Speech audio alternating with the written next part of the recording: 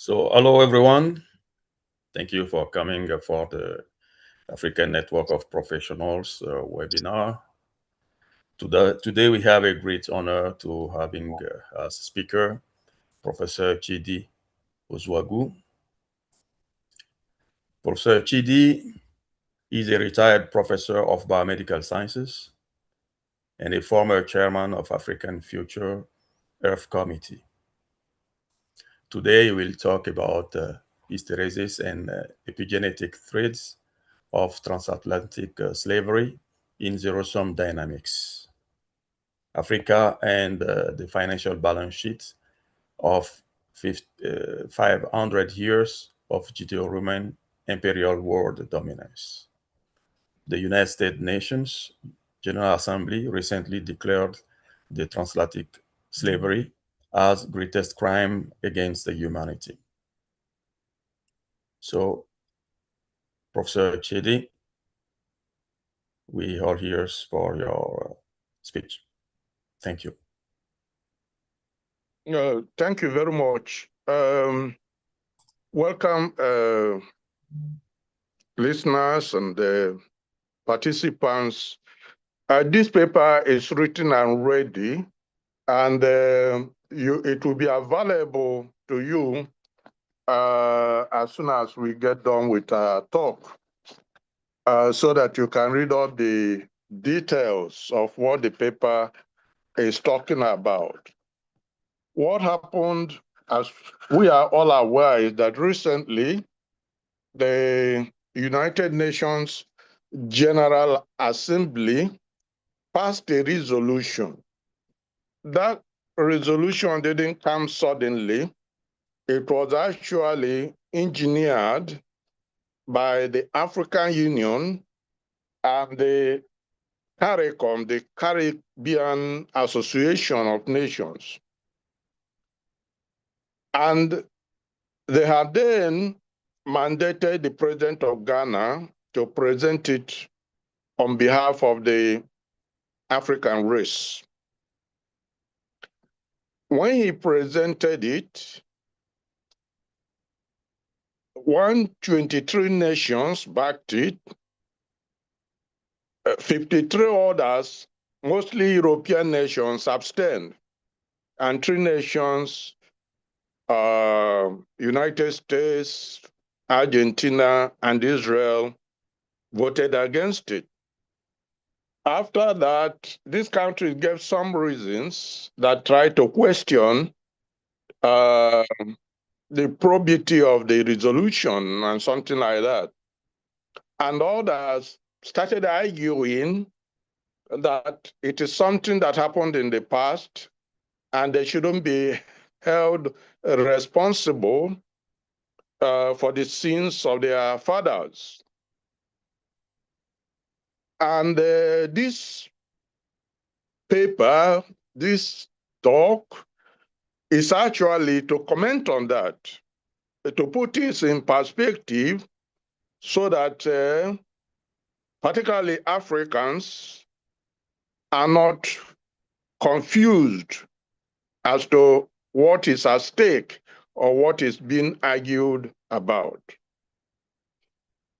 The transatlantic slave trade, some people argue, was some kind of a joint venture by Africans and some Europeans. Therefore, we are all guilty. And that is a historical fallacy which this paper addresses, because the transatlantic slave trade was a European law crafted and legislated and implemented. And Africans were not part of the drafting of the law or part of the movers. Now, The transatlantic slave trade started in the middle of the 15th century, and it fed into an activity that is uniquely West Eurasian. And when I use the word West Eurasia, it's important to understand it because the paper talks about West Eurasia. It's very important because most of the problems of the world and most of the imperialist crises of the world originate there. West Eurasia includes from northern India to through Afghanistan, Iran, through part of the Caspian Sea, where you have now the Middle East, the land of the Aryans, Arabs, Turks, and then Western Europe. Those are West Eurasia. They are the source of most of the problems the world has had. And this paper points out that this area happens also to be coincident with the range, the habitat range of Neanderthal man. Africans should learn to take what I just said very, very seriously, because even what is before us in the public, many people don't notice that most of the leaders creating problems just before us we talk. If people who have background knowledge will appreciate that these are people who carry a heavy dosage of Neanderthal genes. And people are alluding to it, saying it, and so on, but nobody talks it out. And Africans should become aware of that before we are destroyed. So what now happened was that the slavery was going on for a long time among the Europeans themselves. The word slave in English and many European languages actually originate from the fact that the fourth race to enslave by the Europeans were the Slavic people. The Slavic people, the Russians, the Polish people, Ukrainians, and so the Slavic people. It is because they were the default enslaved people of West Eurasia that their racial name gave these languages the word for slavery. So Africans were not the first people that were being enslaved. But then came the Arabs with the ideology of Islam, and they exploited aspects of that religion that the original teacher didn't teach. They found excuses by their interpreters to declare that whoever that didn't believe with them or with the ideology will be enslaved.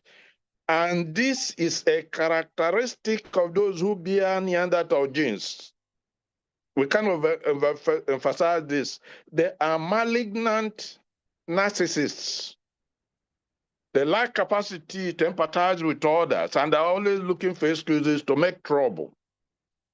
So what happened is that the Arabs started the African slave trade using the excuse of not being Muslims and all that.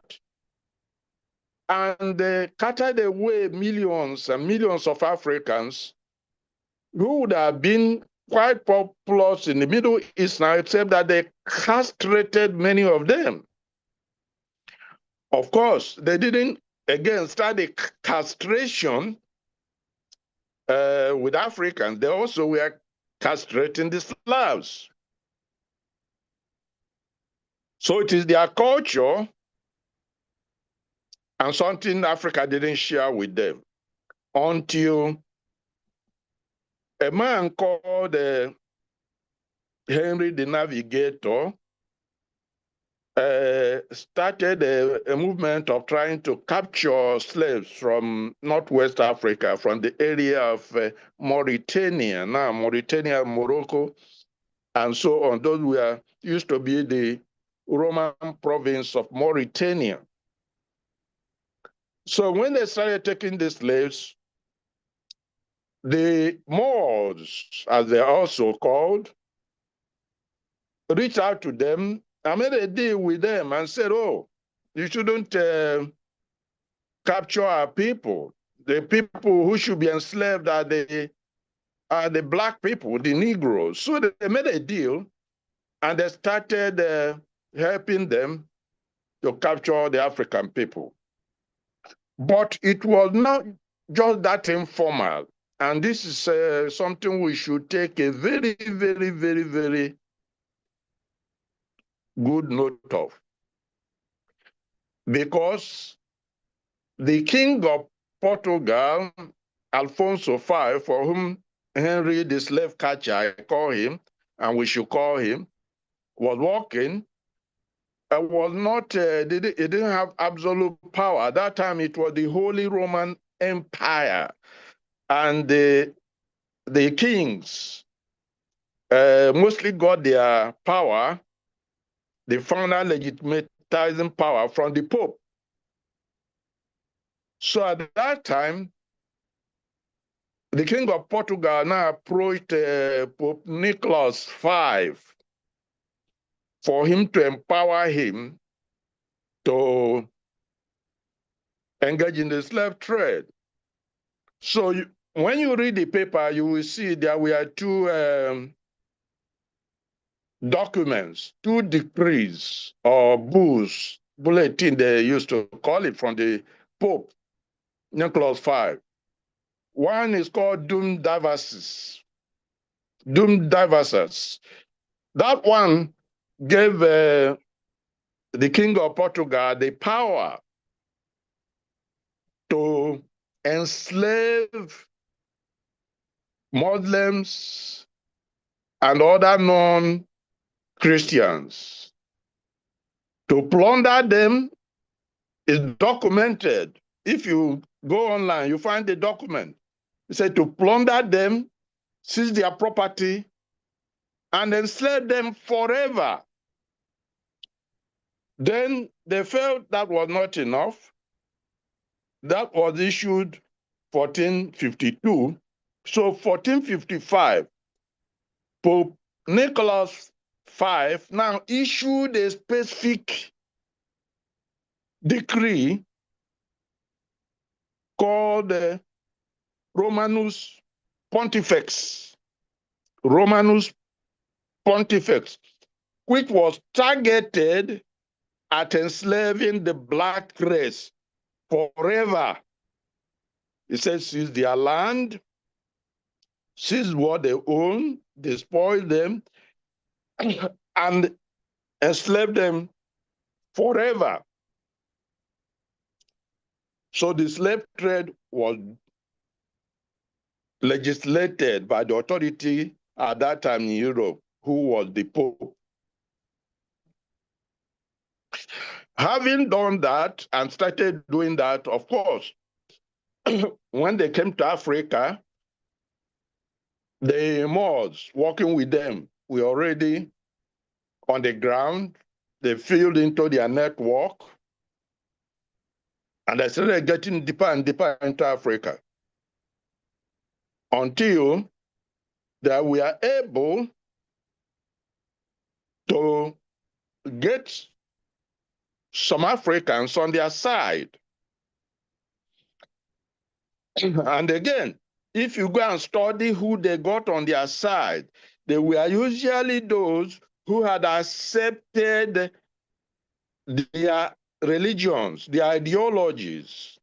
Like Oyo Empire, they had got contact with the Malians. Like Benin Kingdom, they had got contact with the Portuguese. So this is the kind of people, they got some of them now to collaborate with them as their agents. But these people were not part of the people who issue the legislation. Very, very important. There was legislation, and the Africans were not part of the people that issued it. Finally, of course, they moved away a lot of Africans. And let's take note of what happened, because sometimes we read in the literature that 12 million Africans were moved and so on. No, it's worse than that. What happened was that before the slave trade, Africa contained 20% of world population. I mean, 22% of world population. And at that time, Africa was 22% of world land mass. So it made simple, straightforward sense. But at the end of the slave trade, African population had been reduced to 9.5% of world population. That is more than half African population we destroyed. And for the black race, it's worse than that, because the North Africans were not part of this business. So what had happened was that it was from Black Africa that the reduction took place, which means about 2/3 of Black African population was destroyed by the slave trade. It's important that we take note of that. And you will see the paper discuss a very important concept, what is I call Judeo-Roman imperialism. Before, imperialism is just thievery without limits. You'll find some of these Persians, Arabs coming somewhere to loot and plunder the place and carry. You see Julius Caesar, he will go to Europe, go to Gaul, he wanted all the people, take wanted the slaves, and use them to carry them as part of his plunder, and he'll be marching into Rome. They'll be clapping for him. That was just a brigandage. He was straightforward armed robber. But what happened, and this paper pointed out of this, if you listen to the teachings of Yeshua Bar Joseph, the man, the ordinary called Jesus Christ, these Europeans actually distorted what he taught. Because if you watch the day he went to Jerusalem, you are familiar with the story. He did 3 key things as he entered Jerusalem. He went and took a horse or an ass on the basis of need. It didn't belong to him, but he said he needed to use it to travel to Jerusalem. He had need, so he commandeered it. 2, because they were allowing himself to be called the king of the Jews. It was treason against the Roman Empire. And the Roman Empire was a straightforward thieving organization. It was like old imperialism, thievery. Then when he got to the Jerusalem temple, he attacked the money changers because they were engaging in a different kind of thievery, which this paper called thievery by ledger, plunder by ledger, manipulating the book. When you go to World Bank today, this bank, that's what they're doing. But what had happened is that these 2 systems of plunder were brought together under the Roman Empire to form what I call the sword and ledger imperialism. And this has been the most dangerous thing that has happened to the world because it has destroyed the world. And this combination of military expertise and financial expertise made it possible for Western Europe to invade the world. Because when they were about to go and catch slaves in Africa. They needed money to buy sheep. They needed money to buy arms. And those thievery by ledger people who produce it. Then the robbery by arms people, by sword, will implement.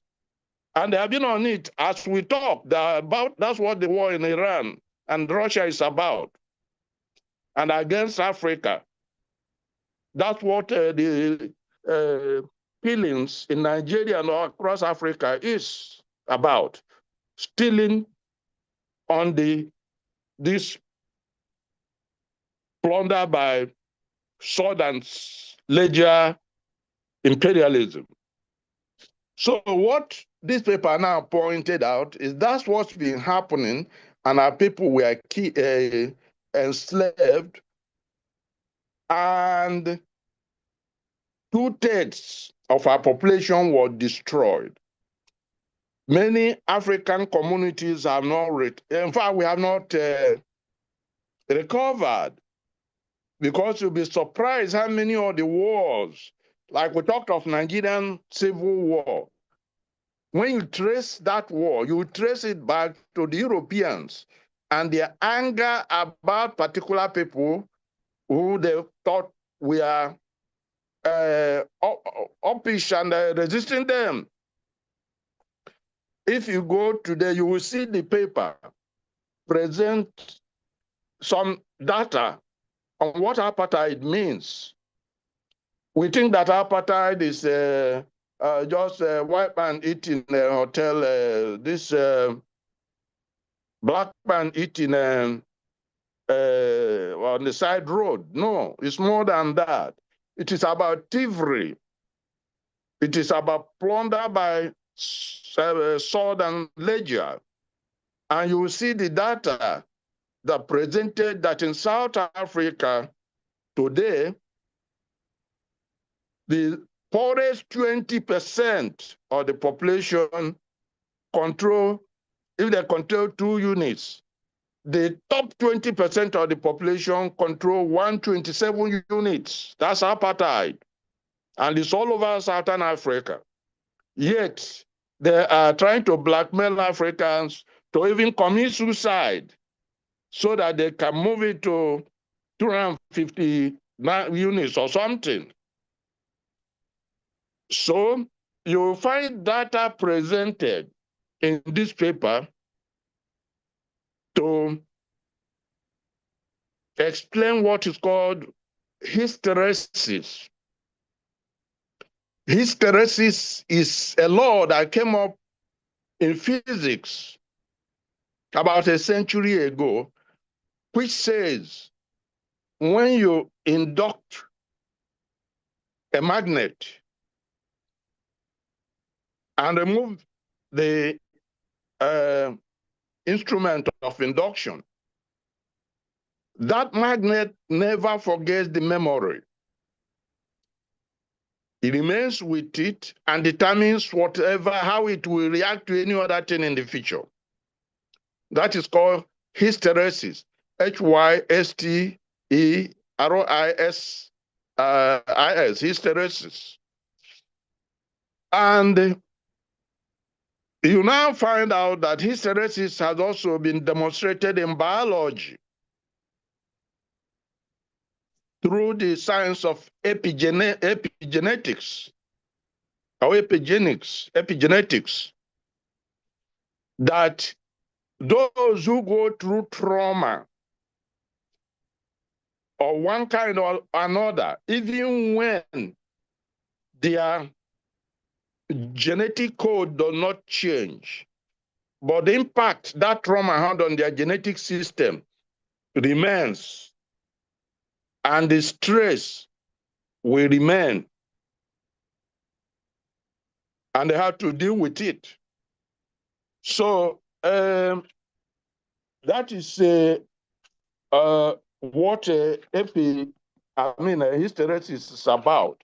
And now this paper contains data to show that since about 1500, because of the intervention to alter the world order on a continuous basis, wealth has been transferred from the poorer parts of the world that are getting poorer and poorer to the richer part.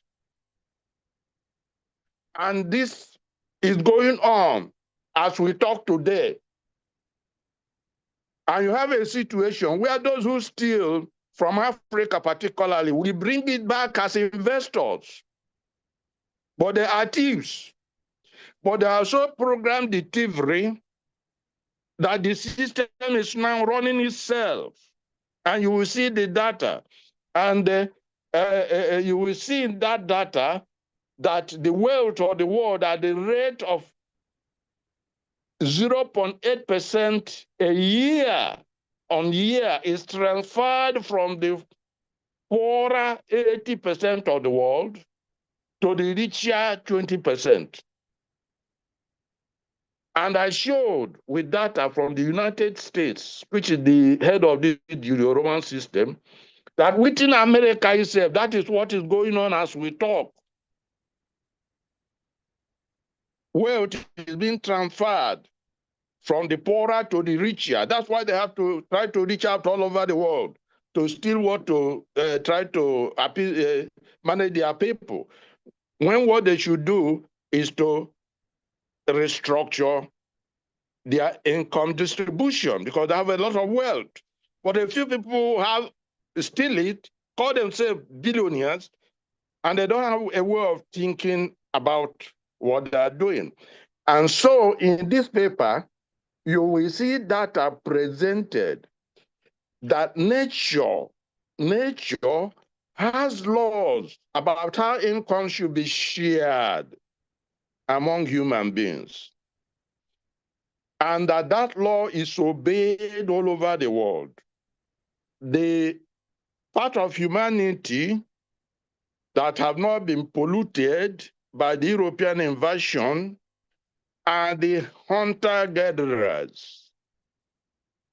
And you find out that the law that hunter-gatherers in Australia, hunter-gatherers in America, hunter-gatherers in Africa used to share wealth or resources is obeyed everywhere. When you read the paper, you'll be shocked to see that in the Amazon, the Ache people of the Amazon, that the poorest 20% of the wealth get 13.something% of their total wealth. And the richest 20% get 26%. And that is what happens in Australia. That is what the Hadza in East Africa do. That is what the Ekong, the San people in Botswana, Namibia do. So you see the paper pointing out that a true African, and young people, listen to me carefully. As I say this, naturalism is part of African culture, and you see this paper discusses two men, not Africans, who dealt with this issue. One was called Augustine of Hippo, the man many of the Pope, in fact, went to Algeria recently to visit the church built after his name. But he actually is the man who deceived Europe, because another elder of his, because they were both Berbers from North Africa, Amazigh,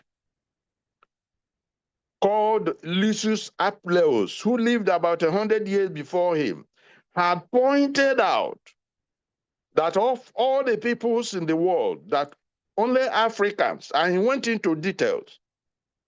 He said with Egyptians, with their time-honored learning, and Black Africans, East and West. So he was detailed. We are the only people who understood nature, live by the laws of nature, and praise nature in her own name. That's others. We are neither here nor there. But when St. Augustine came, he said, with this thing about nature, that to talk of heaven and earth is so that earth will pollute heaven. And that's what Europeans wanted to hear. They wanted to get away from the fact that Jesus said, or Yeshua Joseph said, as it is in heaven on earth, that the laws of earth should mirror the laws of heaven, which is a statement of African naturalism. And the man grew up in Alexandria, Egypt. That's why he got those ideas. And that's how Africans think. So that you go and let all these people, when I said, okay, like an African, where there must be a way nature has made for sharing wealth. And I went among the data about hunter-gatherers, and there was the data. You will see it in this book. And exactly the same formula in South America, in Africa, in Australia, and everywhere. And when I was introduced a short while earlier, I was introduced as the former chairman of Africa Future Earth Committee. Many people never heard of Africa Future Earth, or even heard of Future Earth, an organization called Future Earth. There was such an organization that was formed after the Rio Plus 20 event conference in 2012. One of the consensus at that event was that understanding that the current paradigm of science has failed the world, that the earth is confused, that the way of thinking of science and doing science was not solving the world problem, it's unnatural. And they had regional chapter organs because the organization was formed by UNESCO, International Council for Science, and so on. So the African Academy of Sciences and the International Council for Science in Africa constituted an 11-man Africa committee. They had hunted those who were doing science from African point of view, which again, many of you will be hearing from for the first time. And I am somebody who has been dedicated to that because I come from a family of traditional knowledge people, well, what people call medicine men, but it's deeper than that. So I've been dedicated to it, so they were able to identify me among 11 of us, regionally distributed. And in 2015, we went to South Africa, and my peers elected me as the chairman. But I started telling the organization that the problem was European worldview that is not designed for making science. And they thought, well, who you pay the piper play? And they said, when I got this thing, I just walked away because I know they didn't know what they were talking about. They had the problem and they want to determine the solution when they don't have the worldview to solve it. It's important for Africans to listen to what I'm saying and take it serious because that part of the problem of the world now, the people who are creating it are not necessarily malicious. They're just ignorant. Their worldview is just blunt or even evil. That the people that they can talk about the slave trade. And you see this paper now talks of how Yeshua Bar Joseph had said that in a money-run economy, wealth will be spontaneously transferred from the poorer to the richer.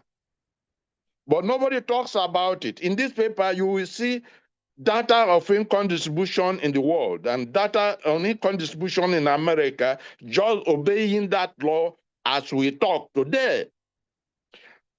So it is important, therefore, that we as Africans understand these fundamentals and then think of how best to get our position changed, because the people teaching us don't know, can't teach themselves. They're ignorant.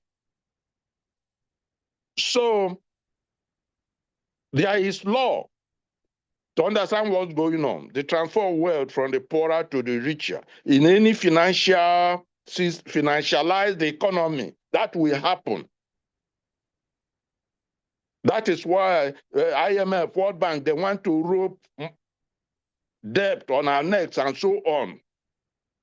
They've been in this business for thousands of years. But it's important that we understand it, because they didn't learn that thing with us. They've been doing it to each other and killing each other. So the paper then goes through all this, presents the data, says the United Nations did well to pass that resolution because it was right. The transatlantic slave trade was unprovoked aggression against a race. And it wasn't done just off the cuff. It was documented and signed and operationalized. The powers that implemented it were written. The documents are there. Africans didn't countersign it.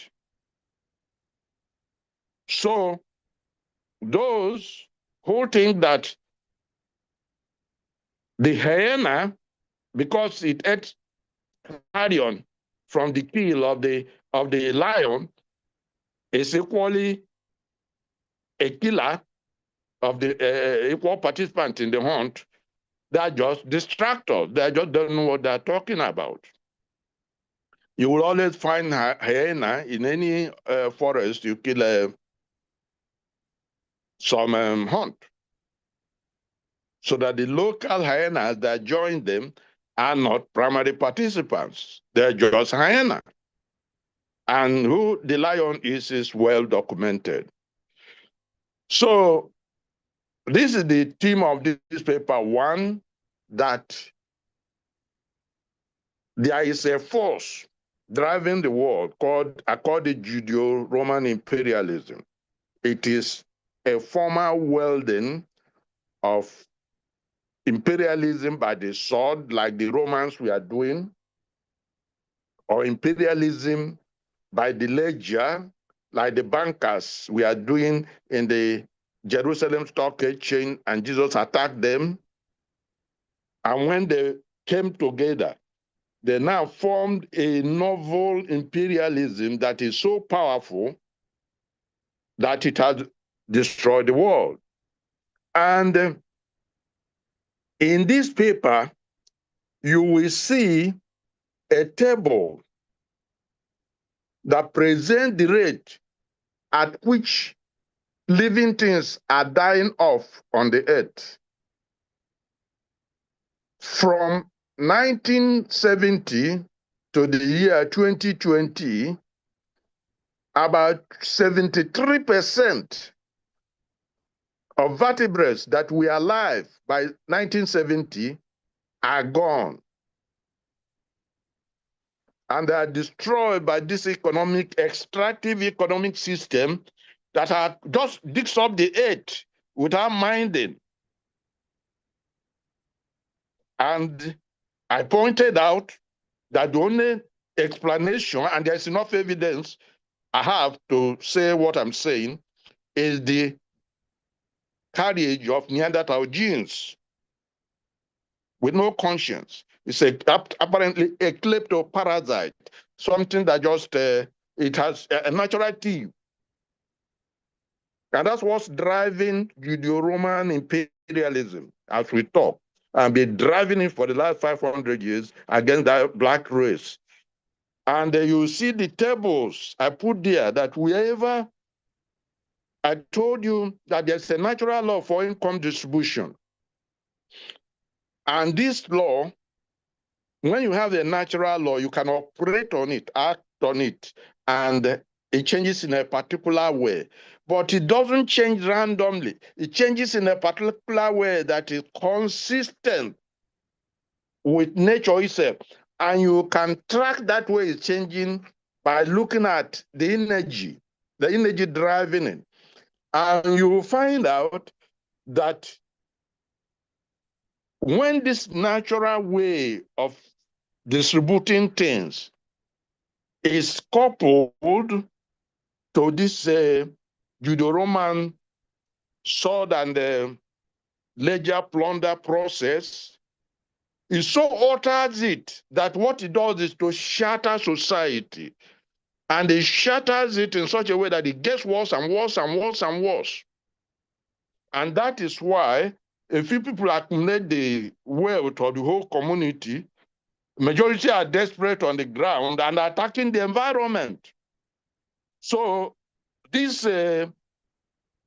people who enslaved the black race are already guilty of biosphericide, the murder of a biosphere, the destruction of a biosphere.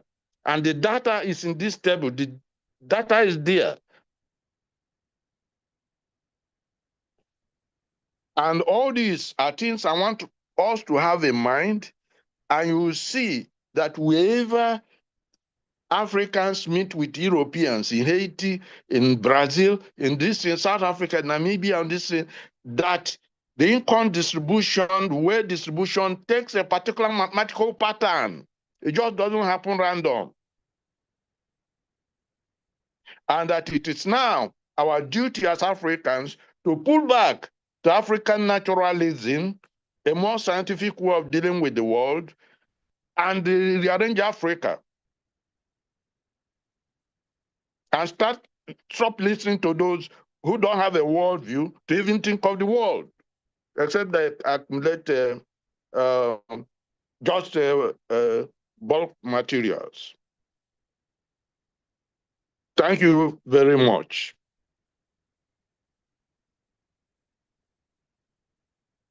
Thank you, Professor Chidi, for this great presentation.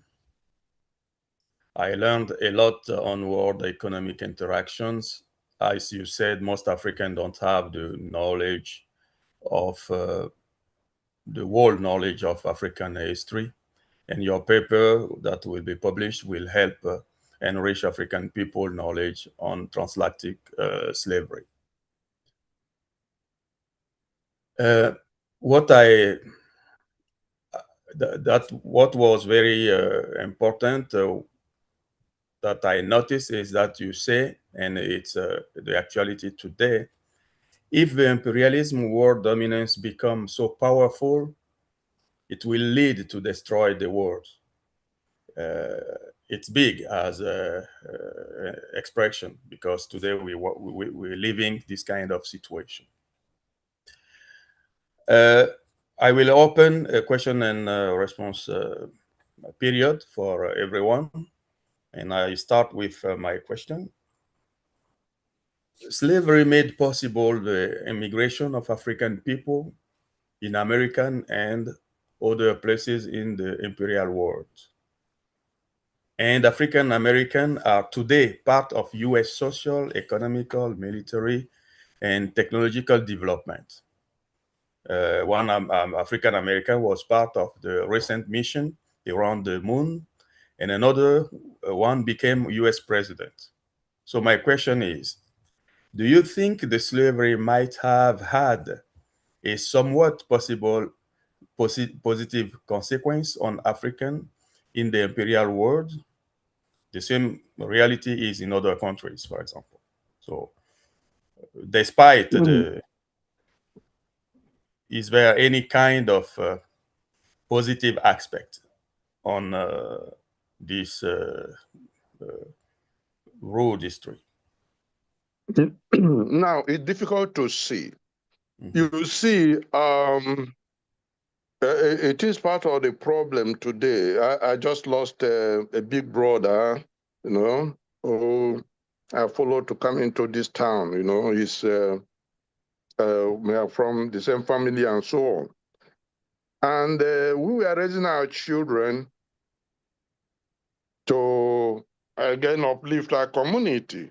And today, just like you in Canada, one is in Canada, two are in England, and all of this scattered. And the man died here alone. He's to be buried in a few days. And the children from we come, is that the best blessing? You see, the population of the world evolved in a particular way.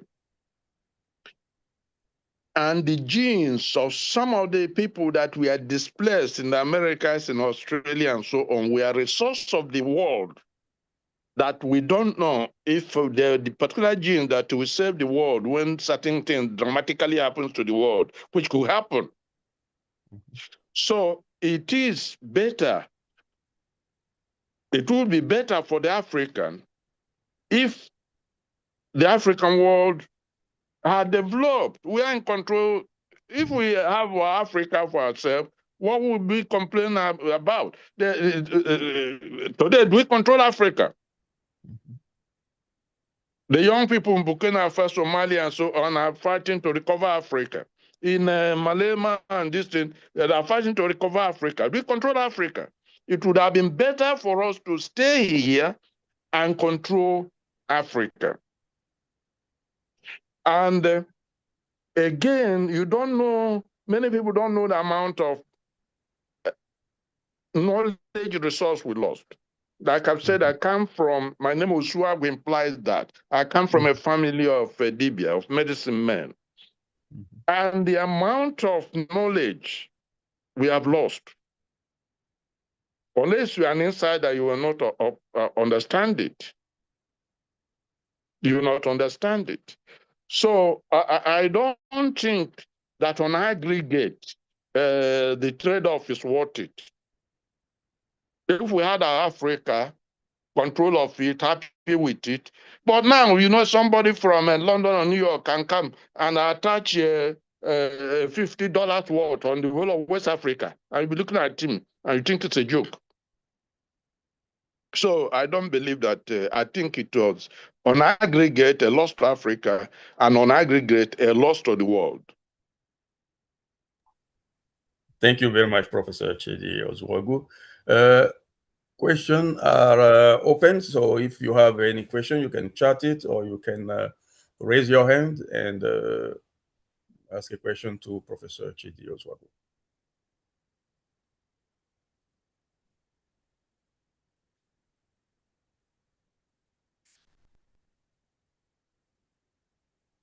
Do you have questions?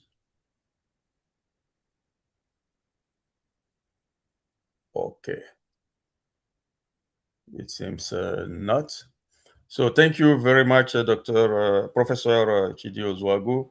It was like a history course in a university. We learned too much. Our African history. Slavery was a very sensitive situation in our history. So in any African area in West Africa, we have some kind of realities our parents talked about. So thank you for letting us learn about what is the interaction or the economic background of all these history. So thank you very much. Thank you, the attendant, for being here with us. Thank you those on the web. So if you have a last word, Professor Chidi, for closing the conference. Okay. Thank you, audience, and thank you, moderator. The point is that the United Nations did very well to acknowledge this great crime against humanity as crime because people were beginning to take it as a joke. And having done that, there is an attempt to push back. There are some clown in Europe who is saying if any African nation voted for it, we cut them out from our aid. What the aid? Do they have aid? They steal from us. They steal our cow and give us some pepper soup. And they think we should clap for that. But the fact is that now we have evidence based on the scientific laws of epigenetics and hysteresis to show that the claim that those who committed, the inheritors of the wealth of the slave trade, who used it to build their cathedrals and palaces, are innocent, that hysteresis and epigenetics does not allow them to do that. And secondly, that there are outstanding issues like the extortion of the equivalent of $200 billion from Haiti by bankers and slavers in France and the United States should be returned. It's not something they should talk and see if it's a joke. Argentina voted against that thing because Argentina committed genocide on their blacks. When they didn't know what to do with them, they started war with all kinds of neighbors. And then they deployed the black troops who were slaughtered. And that's why they will behave the way they did. So we now have data. It's forensic. We have demonstrable evidence that this is what happened, that this is what is going on, that there is a process that hysteresis has shown us income distribution of data that is going on as we talk against our people. And we have to know where it's coming from and where it has to stop. And I made a point that we need to go back to African natural science, that the science was created by Africans. It's alien to Europe. The Greeks that came to Europe to pick up, the Romans dropped it because Romans were interested in frumentus. They were interested in stealing grain more than knowledge. But the Egyptians themselves said their knowledge came from deeper inside Africa. From the Twa, the Pygmies made a big contribution to Egyptian knowledge system. So these are things we should know. And everybody, when you read the paper, I said the paper is ready. I will get the leaders to circulate the paper because I want young Africans to circulate it and circulate to their friends. You read it, you go back to your own village and begin to wonder why you distribute things in particular way. In Eastern Nigeria, you can be a big man, you can be a billionaire, but if you're a big man and you are a village, everybody is poor, you are nothing here, nobody regards you. So there are the other system that was designed like Okonkwo and things fall apart to distribute the things so that you have social equilibrium. So that's what Africans need to do wherever they are around the world. And also some of our kinsmen in the Caribbean and so on about this slave trade, don't go thinking that Africans met and resolved and joined Europeans to carry out the slave trade. No. If you come to some parts of Africa, the parts I come from, in the Igbo heartland, they fought slavers for hundreds of years. Go and read the Isun resistance. It's online. For hundreds of years. And I'm proud, I come from a clan that even when British imperialism came here, colonialism, my clan never surrendered till today. So the Africans like that. And it is important we keep those ideas in mind. Thank you very much. Thank you, Professor Chidi. So that was the last word of Professor Chidi for this webinar. Thank you, everyone, for being with us. Have a nice weekend. Bye now. Thank you very much.